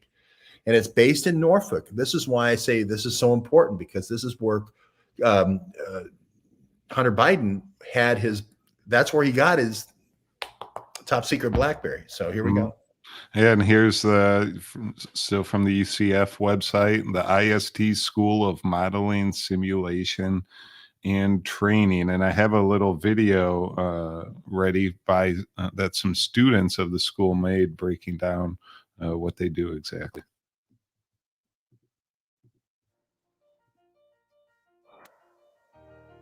I chose the UCF Modeling and Simulation program because it's very interdisciplinary. It understands that solving a complex problem requires people from multiple disciplines to be involved because there are so many working parts that people with different skill sets are needed. A unique differentiator about the Modeling and Simulation program at UCF is that it is not couched in any one... We lost audio, Andy, for some reason. If you will. Did you? In the School of... Yeah. Let's play it on my end.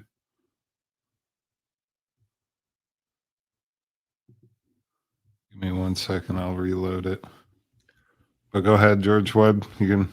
I think you got faint as well. I think you hear it. Okay, people said her sound is okay. I apologize. It's my problem.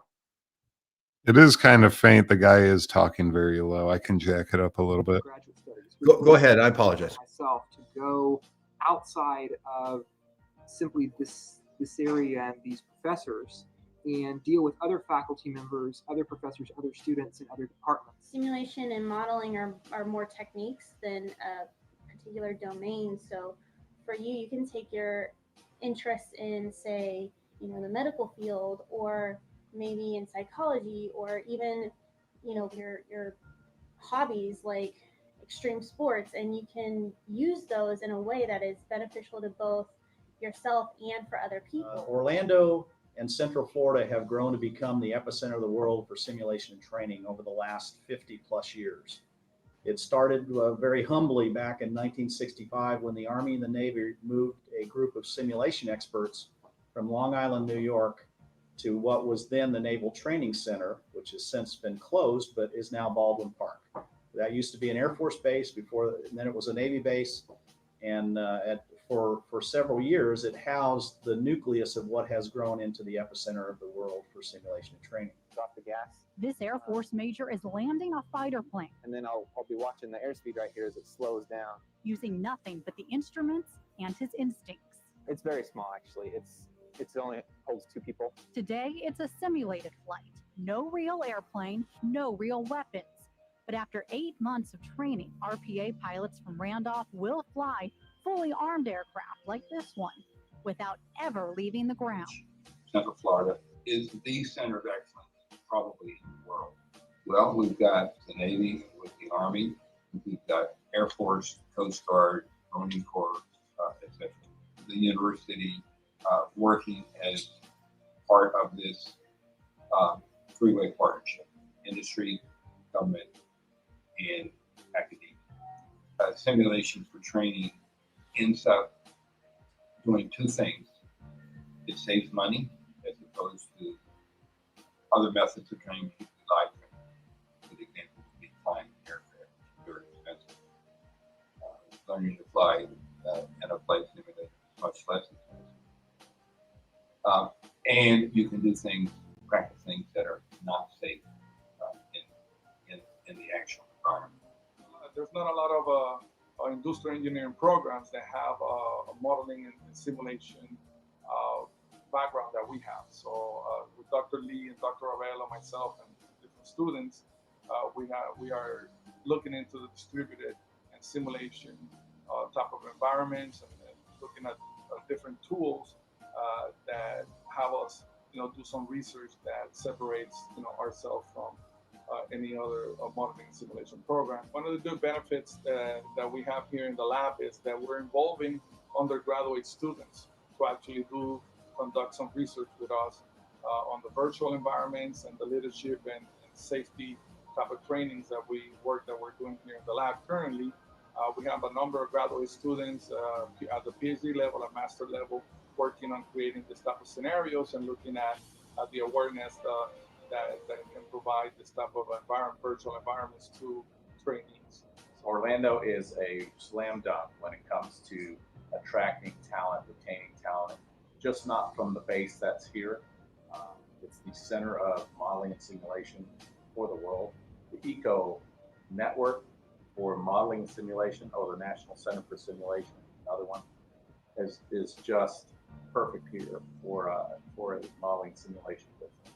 So all the way from I was trying to pause the one where they had the arrows, the graphic where the arrows were Team pointing. one, team Yeah, and it's like, just picture how many times did they run the January 6th simulation through this one, like what happened? Now make the people crash the building, make the people stand out. What do we need to do to get them to actually go inside? They probably ran this through the simulation 900 times.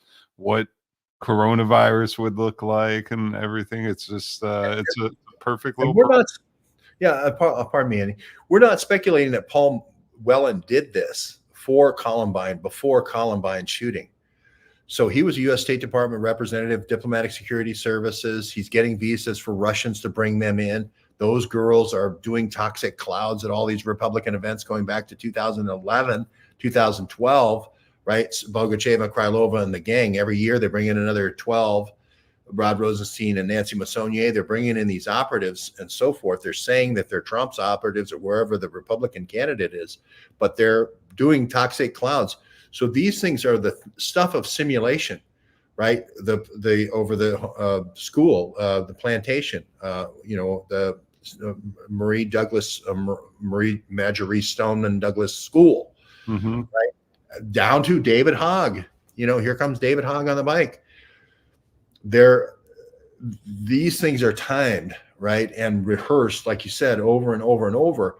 And you don't have to tell Adam Lanza that it's real bullets until he's got the kids in the cloakroom, right? And he's nutty enough, and he's been hyped up on Celexa 10 times, 10 times his dosage level that he should be on.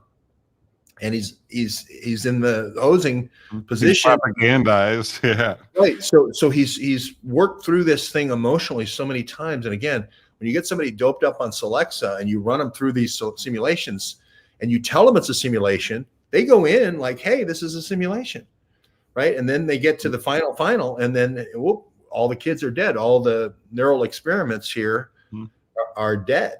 And when Trump's standing next to Pompeo and he's just like, you didn't tell me this was an exercise. It's like, this is like, they ran this through the simulation, through the modeling theory, and they have to run it like a million times just so they know exactly the next steps they need to take and what the public is doing as well. Grace.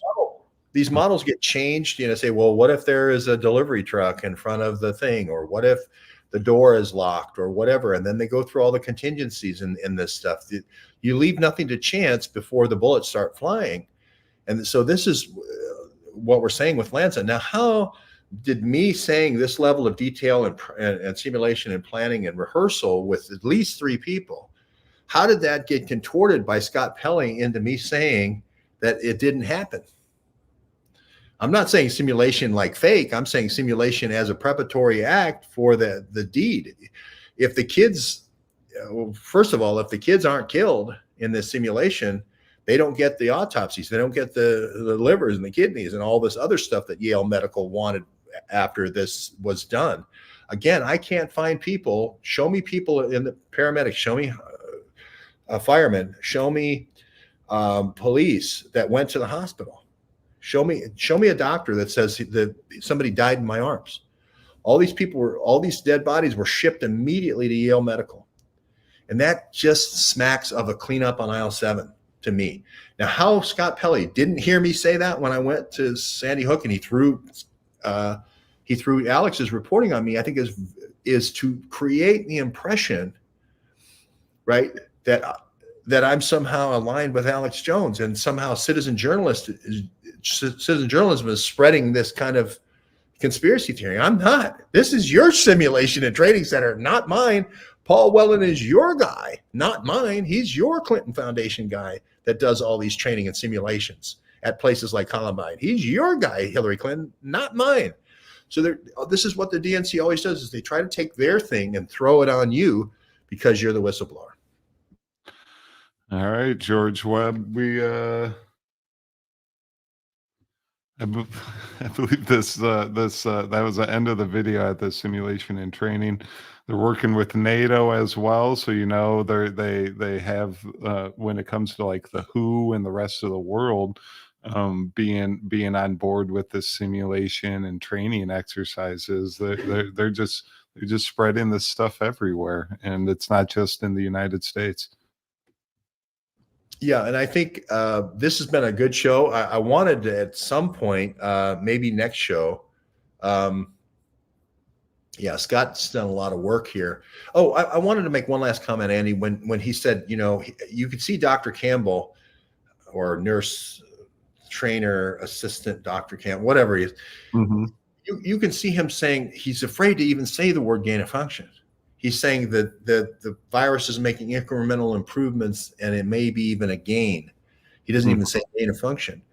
We talked about this. We talked about the chimeric mutator protein that was put inside of remdesivir in order to create mutants. It's based on the actual gene set of genes called the MHC genes in our immune system. And what they're trying to do is model the MHC genes in this chimeric mutator protein. And the secret, the beauty of our immune system, be able to come up with all the millions and millions of lock and key structures our immune system does, is it sort of uses a set of big codes and little codes, like you would with cutting a key at Walmart. You got 7 different ones on the first key, 7 different levels on the second key, etc. That's how sort of the MHC gene works. That's how you can sort of, a locksmith can jimmy a lock by, getting an impression of the key. That's exactly what they're doing with this next one. This next thing, whatever it is, you release it into the population, let's say prisoners in China, and you let it go through the population. There it is. There's the MHC. I remember the first lecture I heard on MHC in 1991. And it was a couple Tom Check was running Howard Hughes Medical Institute. And these folks were looking at MHC because of HIV. And what happens is the ability of the immune system to create these very defined lock and key mechanisms is stunted. And they're like a locksmith that doesn't quite make keys that work. So they jam, that's really a very good analogy here. But if you can put this capability into a chimeric mutator protein, into a new virus, and you release it into a population, which is what I believe they did with these Chinese prisoners, you let that thing blow through Uyghur prisoners. You got 1 million of them behind bars. You got 400 prisons. What are you going to do with them? Feed them? Right. So you let it blow through, and then you see who wins. You see what H7N9 wins. Now the winner, is pathogenic.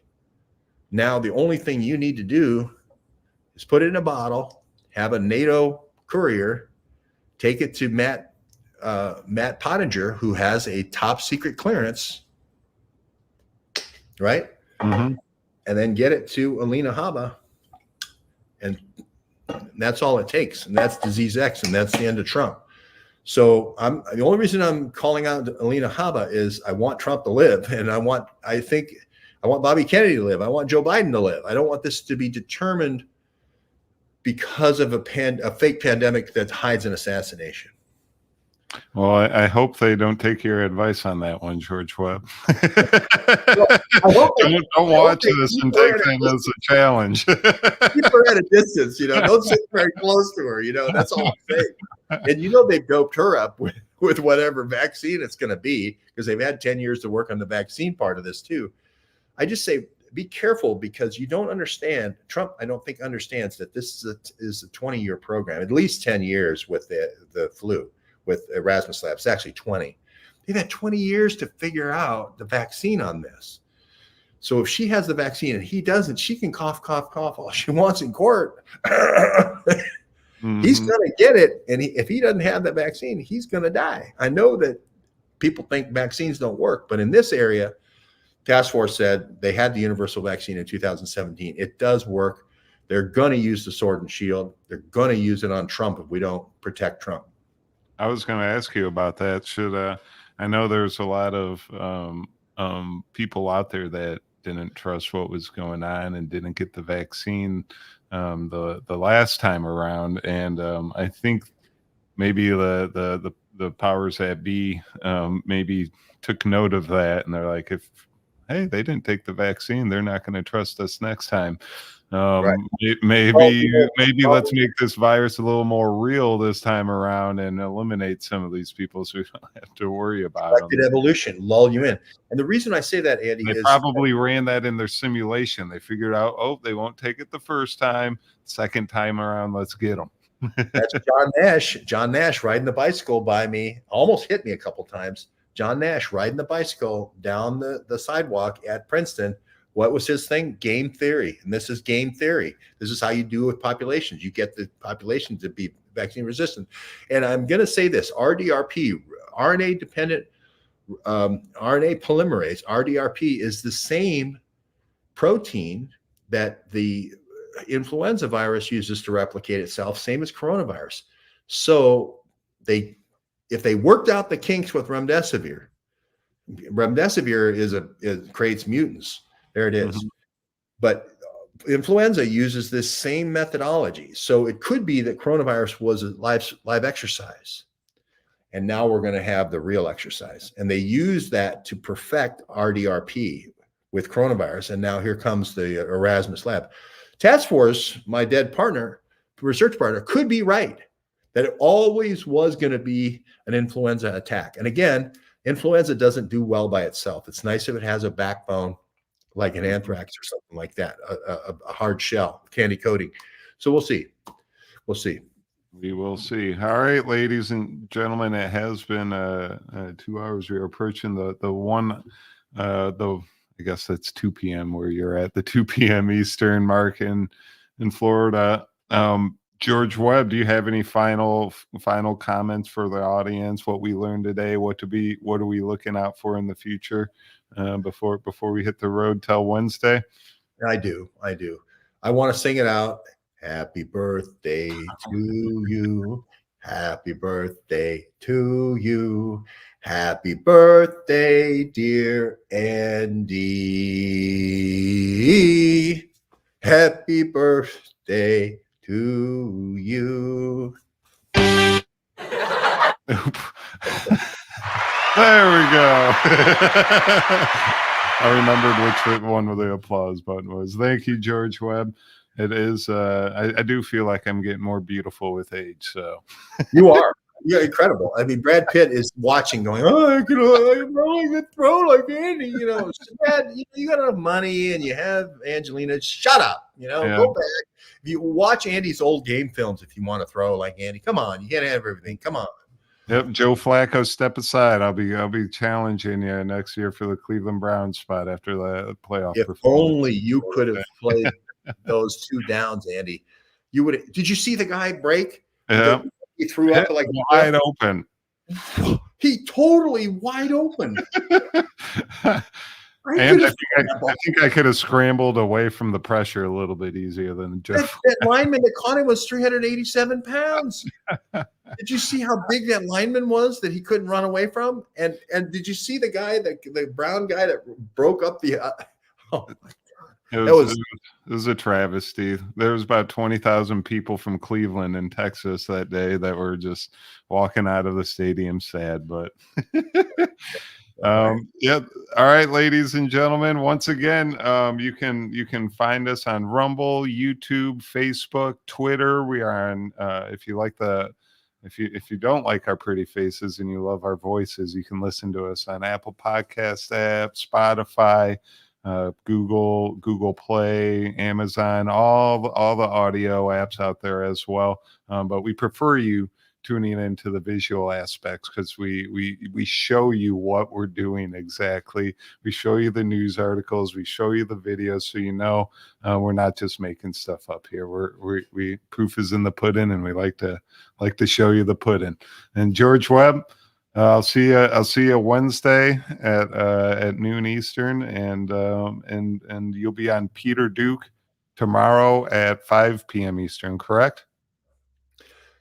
Yes, tomorrow at 5, and you can block Alpha Omega because he's got a whatever complex, so we can let him go. So, all right. Well, Alpha Omega have it. All right, ladies and gentlemen, Neighborhood News Network and George Webb and Andy DiBala are out. Enjoy your cold, snowy day. Don't forget to like, subscribe, and share this information. That is important. And remember, blackberries matter.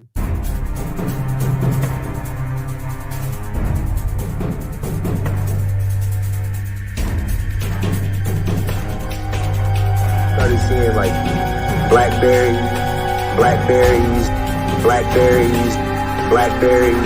government issued blackberries, government issued blackberries, government issued blackberries. They were blackberries. They were blackberries. They were blackberries. Man, this looks like government issued equipment. Man, this looks like government issued equipment. Man, this looks like government issued equipment. Man, this looks like government issued equipment.